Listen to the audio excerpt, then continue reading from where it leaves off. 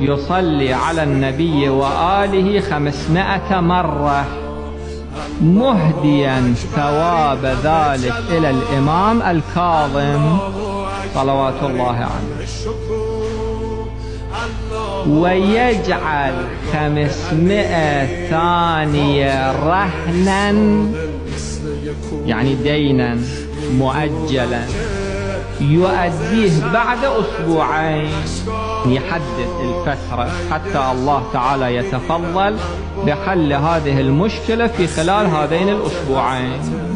يقول الرجل ذهب وما مضت إلا 6 أيام، 6 أيام فقط. جاءني ذلك الرجل وقال حلت هذه المشكلة الاقتصادية من حيث لا أحتسب.